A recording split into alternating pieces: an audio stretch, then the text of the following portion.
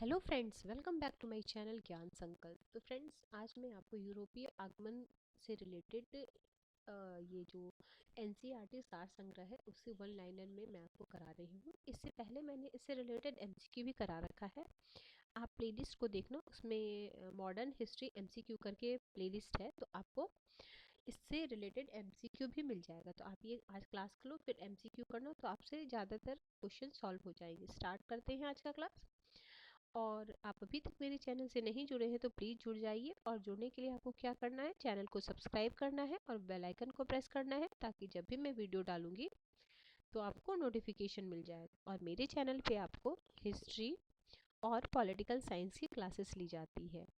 मैं complete syllabus आपका UP TGT और पीजीटी हिस्ट्री और पॉलिटिकल का कराऊंगी। काफ़ी सारे मैंने करा रखे हैं पार्ट्स, और प्रीवियस ईयर के क्वेश्चन भी रखी हूँ, और साथ ही साथ प्रैक्टिस सेशन भी हर एक दिन बीच करके हिस्ट्री और पॉलिटिकल की प्रैक्टिस सेशन सीरीज मैं ला रही हूँ।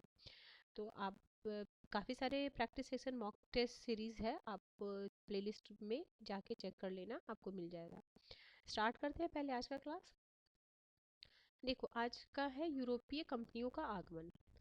तो व्यापार हेतु समुद्र मार्ग से भारत आने वाला प्रथम यूरोपीय कौन थे? तो पुर्तगाली थे। आगे है, यूरोप से भारत आने के लिए समुद्री मार्ग की खोज किसके द्वारा की गई? तो वास्को डी गामा के द्वारा।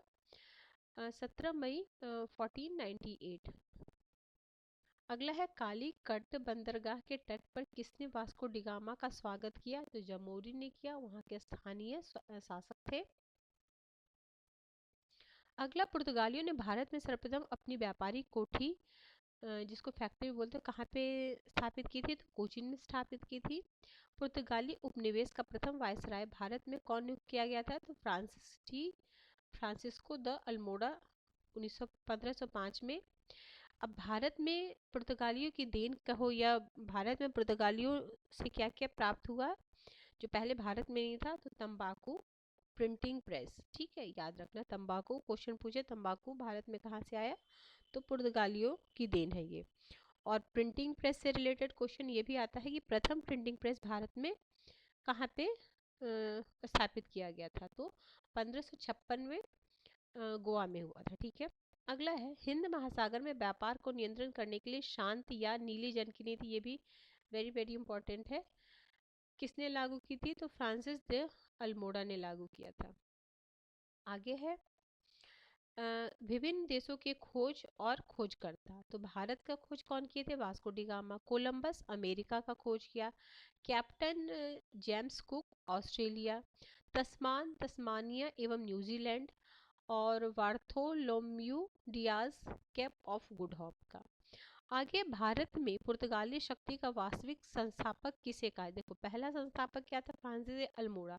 लेकिन वास्तविक संस्थापक कौन थे? अल्बुकर्क। तो दो क्वेश्चन बन जाएगा। अगर पूछेगा वास्तविक संस्थापक तो हो जाएगा अल्बुकर्क, और पूछेगा प्रथम तो वास्को फ्रांसिसिको द अल्मोड़ा। ठीक है,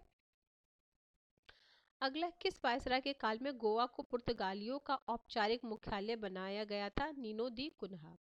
पुर्तगालियों ने हिंद महासागर क्षेत्र में व्यापार पर नियंत्रण स्थापित करने के लिए कोर्ट्स अल्मेडा काफिला पद्धति प्रारंभ किया था। ठीक है, अगला है, पुर्तगालियों के पश्चात भारत में व्यापार करने आए कौन कौन थे? तो डच कहाँ के निवासी थे? तो हॉलैंड, जिसको अभी नीदरलैंड बोलते हैं। ठीक है, अब ये आपको मैंने शॉर्ट्स के थ्रू डाल रखा है, ये बार बार आप देखो कौन कौन सी कब आई और कब कंपनी की स्थापना हुई थी। पुर्तगाल ईस्ट इंडिया कंपनी पुर्तगाल, और 1498 में कोचीन में इसकी प्रथम फैक्ट्री।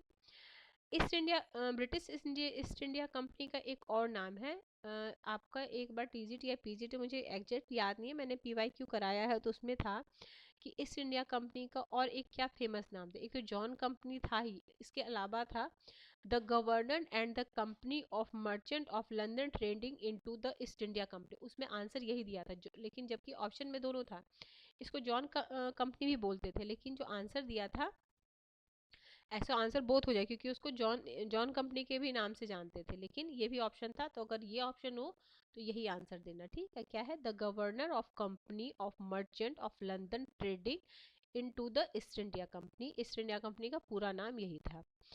अगला है, ये 1600 में हुआ स्थापित। United East India Company Netherland, जो डच बोलते हैं जिसको, वो है हॉलैंड, 1602 में स्थापित हुआ। इसकी जो प्रथम फैक्ट्री कहाँ थी, तो मसूलीपट्टनम में, इसका सूरत में था। Danish East India company Denmark, Tranquebar, Travancore में 1616 में। और सबसे बाद में कौन आए थे, फ्रांसिस ईस्ट इंडिया कंपनी, 1664 में इनकी स्थापना हुई है, सूरत। अगला है, अब देखो ये तो कंपनी की स्थापना होगी, लेकिन कंपनी की स्थापना और आने के क्रम में डिफरेंस है, याद रखो। यूरोपीय व्यापारियों के भारत आगमन किया तो पुर्तगाली आए, उसके बाद डच आए थे। जैसे इसमें कंपनी की स्थापना पहले ईस्ट इंडिया कंपनी फिर डच का है, लेकिन आने के क्रम में पुर्तगाली, डच, ब्रिटिश, डेनिश, फ्रांसीसी और स्वीडिश। तो ये क्रम भी पूछा जाता है, अगर आप पीवाईक्यू लगाए होगी हिस्ट्री, इसका मॉडर्न हिस्ट्री का, तो आपने ये देखा होगा कि इस कंपनी को आने के क्रम में सजाइए, व्यापारी कंपनियों का ये कंपनी कब स्थापित हुई उसका क्रम लगाइए।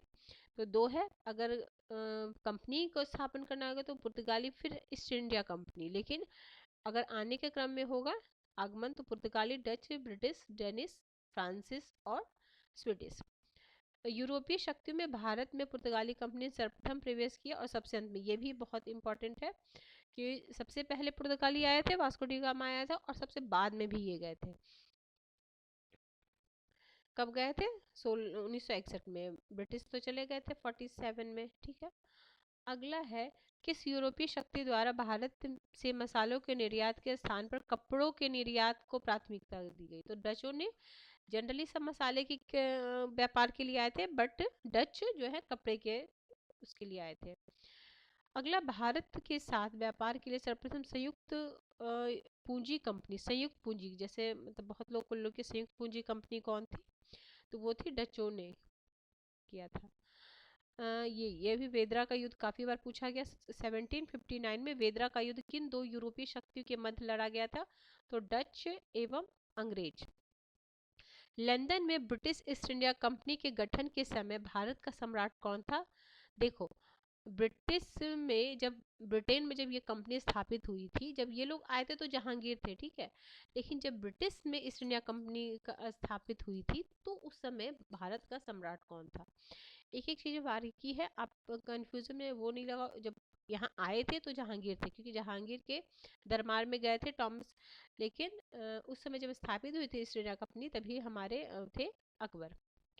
ब्रिटिश सम्राट जेम्स प्रथम का दूत बनकर भारत में व्यापार कोठी स्थापित करने का उद्देश्य जहांगीर के दरबार में आने वाला ब्रिटिश नागरिक कौन था, तो कैप्टन हॉकिंस थे। तो जब ये लोग यहाँ पे आए थे तो जहांगीर थे, तो उनके कौन गया था, ये भी एग्जाम में आता है, कौन गए थे जहांगीर के दरबार में, तो कैप्टन हॉकिंस।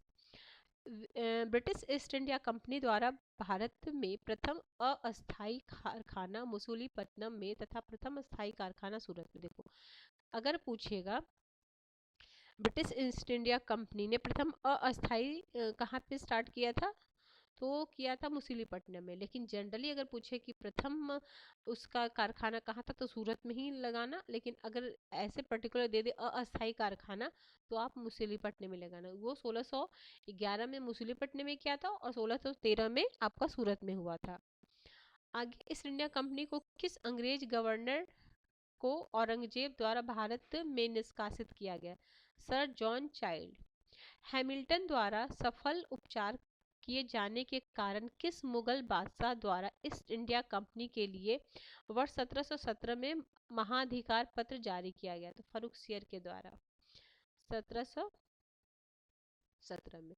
1661 ईस्वी में इंग्लैंड के राजा चार्ल्स द्वितीय का विवाह, हाँ अब ये भी क्वेश्चन आया हुआ है, ये DSSB में भी आया हुआ है कि मुंबई को किसने गिफ्ट दिया था, तो चार्ल्स द्वितीय को दहेज के रूप में मुंबई दिए थे पुर्तगालियों ने। 1668 में चार्ल्स द्वितीय को मिला था, और 10 पाउंड पे वार्षिक किराए पे मुंबई को ईस्ट इंडिया कंपनी को चार्ल्स ने दे दिया था। आगे है, अब ये शहर है और इसके संस्थापक हैं। तो कलकत्ता का संस्थापक किसे कहते हैं, तो जॉब चार्नॉक को बोलते हैं। मद्रास फ्रांसिस डे, नई दिल्ली एडवर्ड लुटियन और हर्बर्ट बेकन, और ठीक है, मुंबई का गेराल्ड ऑनगियार। ठीक है, आगे है आपका यूरोपीय, एक मिनट, यूरोप वासियों के लिए सर्वोत्तम सोरा और अफीम प्राप्ति का मुख्य केंद्र कहाँ था? तो बिहार था। अगला है आपका, 1664 में फ्रांसीसी कंपनी की स्थापना किसके प्रयासों से की गई थी? तो राइट आंसर है कोबाल्ट। फ्रांसिस कंपनी की स्थापना किसके कार्यकाल में की गई थी? तो लुई 14वां। फ्रैंक कैरो के द्वारा भारत में प्रथम फ्रांसीसी फैक्ट्री की स्थापना कहाँ हुई थी? तो सूरत में हुई थी 1668 में। फ्रांसीसी गवर्नर डुप्ले ने पहली बार भू क्षेत्र अर्जित करने के उद्देश्य से भारतीय राजाओं के विवादों में भाग लेने की नीति का आरंभ किया। फ्रांसीसियों द्वारा फोर्ट लुई नामक किला कहाँ बनवाया गया था? तो पौंडीचेरी में। पौंडीचेरी तथा प्रथम फ्रांसीसी गवर्नर कौन था? फ्रैंको मार्टिन था। पुर्तगालियों को सौली के स्थान पर किस क्षेत्र अधिकारी से पराजित किया गया था? Thomas waste. वांडीवास के युद्ध 1760 में अंग्रेजों ने किसे पराजित किया? फ्रांस को। ये भी पूछा जाता है, वांडीवास का युद्ध कब हुआ था और किसके किसके बीच हुआ था? तो अंग्रेज और फ्रांस के बीच हुआ था वांडीवास का युद्ध। कर्नाटक का युद्ध किसके किसके मध्य हुआ? अंग्रेज और फ्रांस के मध्य हुआ। प्रथम कर्नाटक युद्ध किस संधि के मध्य? हाँ, अब जो जो संधियां हुई दो तीनों कर्नाटक युद्ध में, वो भी पूछा जाता। तो कर्नाटक की प्रथम जो हुआ था ला सैपल की संधि 1748। अब यहाँ पे दिया हुआ, आप ध्यान रखना, या तो स्क्रीनशॉट ले लो या लिख लो नोट, इसमें तो सारा कुछ याद ही करने लायक है। प्रथम 1746 से 48 ऑस्ट्रेलिया के उत्तराधिकारी का युद्ध, और किस संधि से हुआ था? ला एक्स सैपल संधि। इतना में अनिर्णित था इसका परिणाम। सेकंड कर्नाटक युद्ध हुआ 51 से 55, इसका पौंडीचेरी की संधि। और लास्ट वाला जो है सप्तवर्षीय युद्ध एवं औपनिवेशिक कारण, तो ये पेरिस संधि के द्वारा हुआ और फ्रांस का पराजय हुआ। अगला है, governor and company of merchant of London trading into the east Indies रखा गया। अंग्रेजी अंग्रेजी कंपनी का नाम रखा गया था ये। अब है ईस्ट इंडिया कंपनी और बंगाल के नवाब, ये भी करा देती हूँ। देखो, मुगल सम्राट द्वारा, मैंने इसका एमसीक्यू करा रखा है, आप देख सकते हो उसका एमसीक्यू। मुगल सम्राट द्वारा स्वतंत्र रूप से नियुक्त बंगाल का अंतिम गवर्नर कौन था? मुर्शिद कुली खान था। कब? 1717 से 1727। मुर्शिद कुली खान ने अपनी राजधानी ढाका से कहाँ स्थानांतरित की थी? मुर्शिदाबाद की थी। बंगाल के किस गवर्नर ने यूरोपियों की तुलना मधुमक्खियों से की थी? अलीवर्दी खान ने की थी। 20 जून 1756 को प्रसिद्ध ब्लैक होल की घटना हुई थी, उसमें कौन था शासक? सिराजुद्दौला था। 9 फरवरी 1757 के अली नगर की संधि किसके मध्य हुई थी? तो क्लाइव और सिराजुद्दौला के मध्य हुई थी। कब हुई थी? 9 फरवरी को। कौन सी संधि हुई थी? अलीनगर की संधि। भारतवर्ष में ब्रिटिश साम्राज्य का संस्थापक लॉर्ड क्लाइव को माना जाता है, जिसने पलासी के युद्ध में बंगाल के नवाब सिराजुद्दौला को पराजित कर पहली बार भारत में ब्रिटिश प्रभुत्व की नींव रखी। पलासी के युद्ध के समय बंगाल के नवाब का सेनापति कौन था जिसने उसके साथ विश्वासघात किया था? तो मीर जाफर था। पलासी के युद्ध के समय मुगल बादशाह कौन थे? तो आलमगीर द्वितीय थे। पलासी युद्ध के पश्चात बंगाल का नवाब कौन बना? वही मीर जाफर बना, जो सेनापति था। आगे, भारत में ब्रिटिश प्रभुत्व की शुरुआत किस युद्ध से मानी जाती है? तो वास्तविक रूप से बक्सर के युद्ध में, लेकिन स्टार्टिंग होता है पलासी के युद्ध से। पलासी का युद्ध कब हुआ था? डेट के साथ याद रखना, 23 जून 1757। ये सब घटना है, ये मैं आपको स्क्रीनशॉट में भी दे दूंगी। ब्लैक हॉल की घटना, सीधे ये फैक्ट क्वेश्चन आ जाएगा लास्ट टाइम रिवीजन के लिए, आपको बहुत जरूरी होगा, या तो आप लिख लो या तो फिर स्क्रीनशॉट ले लो। अलीगढ़ की संधि हुई थी 9 फरवरी 1757। पलासी का युद्ध 23 जून 1757। बक्सर का युद्ध 22 अक्टूबर 1764। इलाहाबाद की प्रथम संधि हुई थी 12 अगस्त को, और द्वितीय संधि हुई थी 16 अगस्त को। बनारस की संधि हुई थी 73 में। आगे इधर 1760 में अंग्रेजों ने मीर जाफर को हटाकर किसे बंगाल का नवाब, पहले मीर जाफर किसे बनाया? मीर कासिम को बनाया। 22 अक्टूबर 1764 को बक्सर के युद्ध में अंग्रेजों ने मीर कासिम को अवध के नवाब सिराजुद्दौला के दिल्ली के मुगल सम्राट आलमगीर के सम्मिलित सेना से को पराजित किया। बक्सर के युद्ध के मध्य ब्रिटिश सेना का सेनापति कौन था? तो हेक्टर मुंडो थे उस समय। बक्सर के युद्ध के समय बंगाल का नवाब कौन था? तो मीर जाफर था। बक्सर के युद्ध के पश्चात इलाहाबाद की संधि मुगल सम्राट शाह आलम द्वितीय, बंगाल के नवाब निजामुद्दौला और क्लाइव के मध्य इलाहाबाद की द्वितीय संधि क्लाइव तथा अवध के नवाब कौन थे? सुजाउद्दौला। सिराजुद्दौला ये था बंगाल, ध्यान रखना सिराजुद्दौला है, ये सुजाउद्दौला है। अगला है किस संधि के माध्यम से अंग्रेजों को बंगाल, बिहार और उड़ीसा की दीवानी प्राप्त हुई? तो इलाहाबाद की संधि। आगे है स्वर्ग से उत्पन्न सेना नायक किसे कहा जाता है? लॉर्ड क्लाइव को। इलाहाबाद की संधि के पश्चात बंगाल में द्वैत शासन की स्थापना किसके द्वारा की गई? रॉबर्ट क्लाइव के द्वारा। अब है उत्तर मुगल कालीन राज्यों के संस्थापक। बंगाल, हैदराबाद, भरतपुर, कर्नाटक, अवध, जयपुर, रेल, पठान, मुसेल। तो अब ये सब के संस्थापक जो जो है मैं आपको स्क्रीनशॉट में दे दूंगी। जयपुर का कई बार आ जाता है। कौन थे? सवाई राजा जयसिंह थे।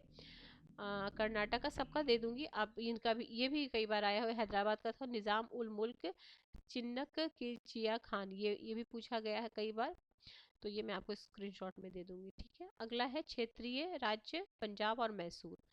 ये भी ज़्यादा नहीं है, इसको करा ही देती हूँ, फिर नेक्स्ट क्लास में ये ब्रिटिश राजनीतिक और प्रशासनिक नीति कराऊंगी। मैं आपको कंप्लीट 10 दिन में इसका कंप्लीट रिवीजन करा दूंगी। 10 दिन में आपका मॉडर्न हिस्ट्री का करा देती हूँ रिवीजन, उसके बाद फिर मैं मेडिएवल हिस्ट्री का भी करा दूंगी। तो अगर आप यूपी पीजीटी टीजीटी के स्टूडेंट हो तो काफ़ी आपको हेल्प करने वाली है क्लास।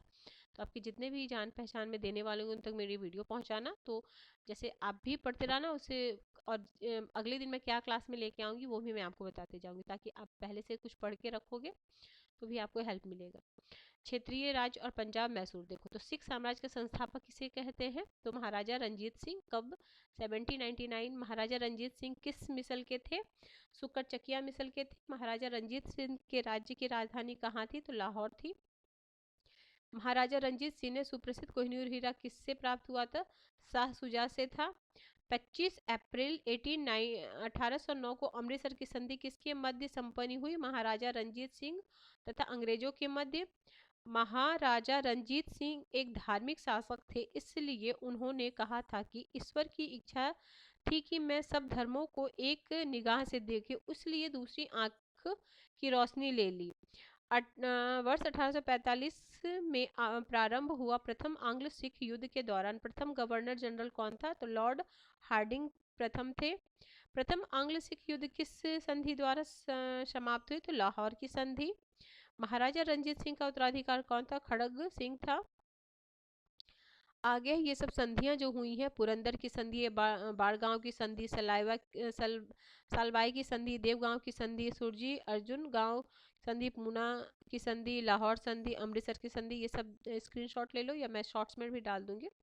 अगला है द्वितीय आंग्ल युद्ध किस गवर्नर जनरल के काल में हुआ था? लॉर्ड डलहौजी के। 13 जनवरी 1849 को हुए चिलियागांव युद्ध में अंग्रेज सेना का नेतृत्व किसने किया था? लॉर्ड गफ ने किया था। सिख साम्राज्य का अंतिम शासक कौन था? दिलीप सिंह थे। 1849 में ब्रिटिश साम्राज्य में सिख साम्राज्य के विलय के दौरान भारत का गवर्नर जनरल कौन था? लॉर्ड डलहौजी था। स्वतंत्र राज्य के रूप में मैसूर की स्थापना किसने की? हैदर अली ने किया था। अब ये सब संधियां हैं। प्रथम आंग्ल मैसूर युद्ध कौन थे? हैदर अली, लॉर्ड वेलेस्ली और मद्रास की संधि से हुआ। इसका क्या विशेष था? तो हैदर अली दक्षिण भारत का प्रथम शासक था जो अंग्रेजों से पराजित नहीं हुआ। फिर सेकंड आंग्ल मैसूर युद्ध, तृतीय आंग्ल मैसूर युद्ध और चतुर्थ आंग्ल मैसूर युद्ध। तो हैदर अली, तीसरा में टीपू सुल्तान, चौथा में भी टीपू सुल्तान।